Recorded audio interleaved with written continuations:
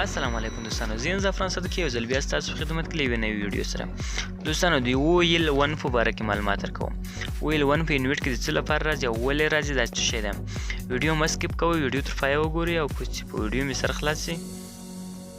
دوستانو انویټ سټارټوو چې په انویټ کې څه شی راځي. انویټ کې فریکونسي روانه ده، په دیرس کې فریکونسي درېږي.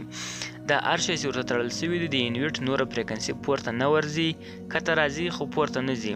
په دې خاطر باندې چې د انویټ نور زور نه ورباندې رسیږي. انویټ په دې ځای کې ورته جام ده، هغه فریکونسي په 27 کې بنده ده او څو ثانیې وروسته OEL 1 فالټ راوړي. کیدای شي 1 منټ ونیسي، کیدای شي 2 منټه ونیسي. OEL 1 فالټ راوړي. بیرته یو ځل بیا امتحان کوو، بیا یې سټارټوو. فریکونسي ولاړه تر 200 پورې ولاړه، بیرته ښکته راولویږي. 27 90 تر 150 پورې داسې فریکونسي ولاړه ده، ورته چلیږي او په مخ کش نه کوي، فریکونسي په مخ نه پې ورځي. نو دوستانو هر شی چې دي هغه شی زورور ده، یا د انویټ زور نه ورباندې رسیږي. د انویټ تر زور مقصد تاسې شمسیان 10 دانې دي، هغه 2.5 کیلو واټه برق جوړوي او انویټ مې 2 کیلو واټه ده او تاسې کوم شی ورته تړلی ده معنا هغه 3 کیلو واټه برق غواړي، هغه اړم چلیږي، زور پې ورځي. نو تاسې انویټ زور نه پې رسیږي، OEL 1 فالټ ورکوي.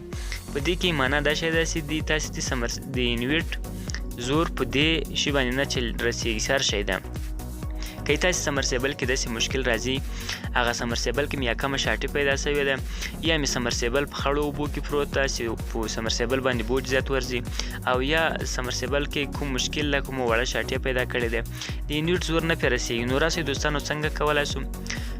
پروګرام بټن ورته وګو. پروګرام کې PO راځي یا P0 ورته ویلی شو.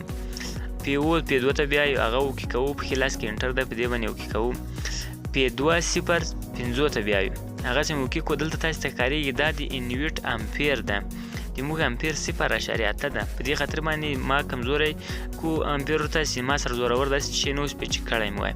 نو د 2 کیلو واټ امپیر معنا په 10 باندې ولاړ ده. که تاسې امپیر په 10 ولاړ او تاسې ته OEL 1 راوړي، نو تاسې باید امپیر 12 کوئ یا 14 کوئ. بیا یې انویټ سټارټ کړئ او وګورئ امتحان یې کوئ چې بیا راځي که نه.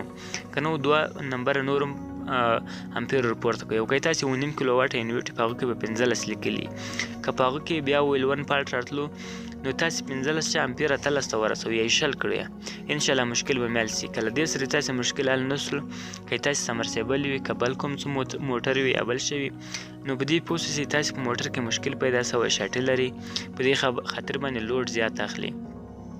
OEL 1 فالټ هغه وخت راځي چې تاسې په انویټ باندې بوج راسي او تاسې انویټ ته غوره زور نه لري او سمرسیبل هر شی چې په هغه کې مشکل وي. دوستانو کوم ویډیو خوښه شوي چینل سبسکرایب کړئ، ویډیو لایک کړئ.